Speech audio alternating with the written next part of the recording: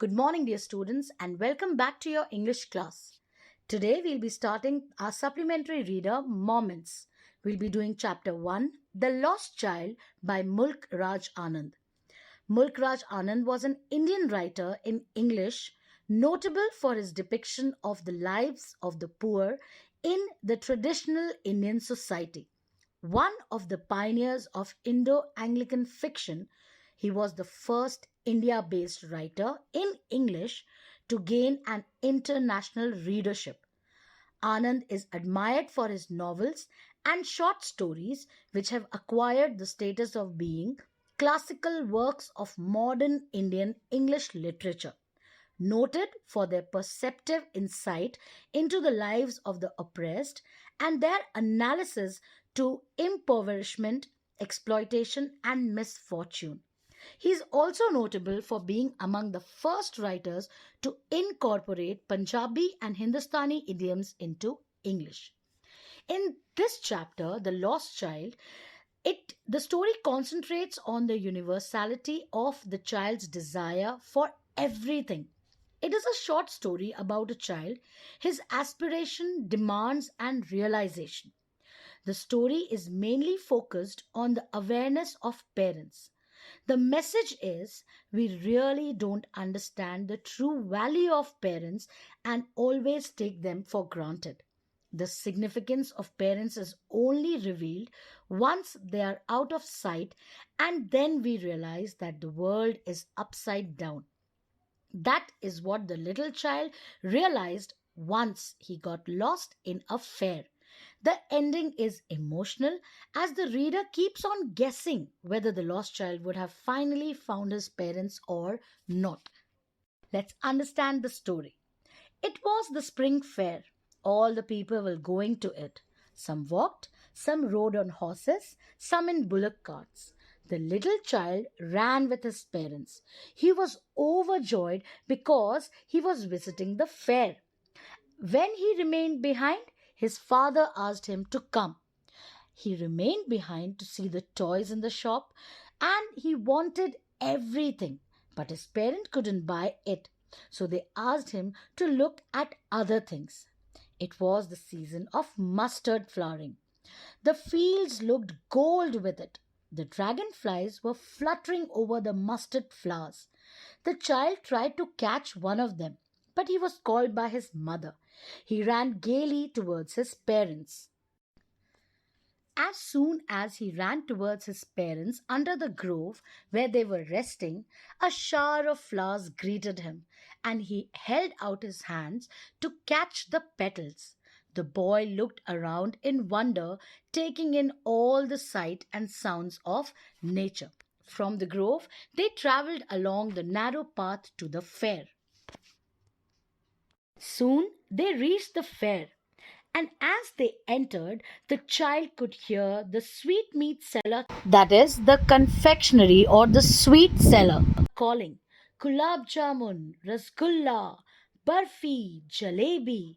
The sweet shop was greatly decorated with different sweets. Seeing the sweets, the child's mouth watered.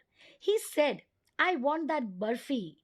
Barfi was his favorite sweet, but his saying so was unheeded. The child went ahead with his parents. He heard a flower seller saying, A garland of gulmohar, a garland of gulmohar. The child went to the flower basket and he wanted a garland, but he knew his parents would refuse to buy him that, saying that it was very cheap. So he moved on. Then he saw a balloon seller. He had balloons of various colors. The child knew his parents would not buy him a balloon also, as they would tell him he was too old to play with a balloon. So he walked on farther. The child then saw a snake charmer. He was playing a flute to a snake. He went near the snake charmer, but he knew that his parents had asked him not to hear such shrill music. So he went ahead. Then he saw a merry-go-round. Men, women, children were enjoying a ride on it. The child called, I want to go on the roundabout, please, father, mother. but there was no reply. The child turned around and he could not see his parents anywhere. He understood that he was lost. A full deep cry rose from within the child's deep throat. He cried, "Mother! Father!" Tears rolled down his eyes. He cried and ran to and fro, but he couldn't see his parents anywhere. People were laughing and talking and enjoying themselves.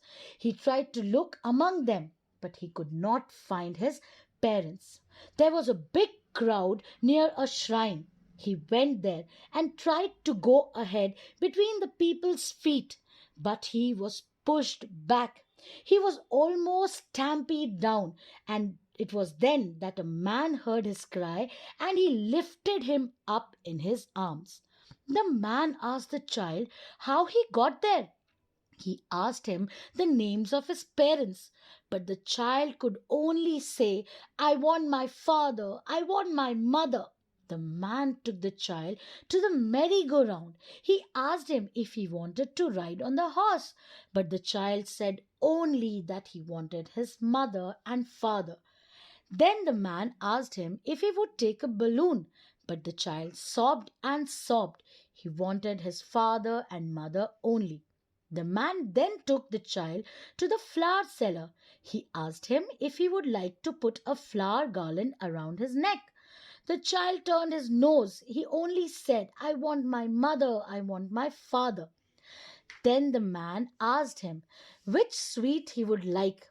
The child turned his face from the sweet shop and cried and said, "I want my mother, I want my father." In the beginning of the story, the child looked happy when he entered the fair. He was fascinated by all the things that he saw. Though his demands were not fulfilled, yet he enjoyed the fair. But when he was separated from his parents, his mood was totally different. He was filled with fear and restlessness. Tears started rolling down his cheeks. This lesson teaches us that we need to value our parents and their teachings when we have them around us. If, God forbid, we are separated from our parents, it will be a day of disaster for us. We need to understand that whatever our parents tell us, it is for our benefit and for our betterment. And we need to value their suggestions in our life, as they will never give us any wrong suggestions. So that will be all for today's class. Until we meet again, stay safe, stay healthy, and keep learning.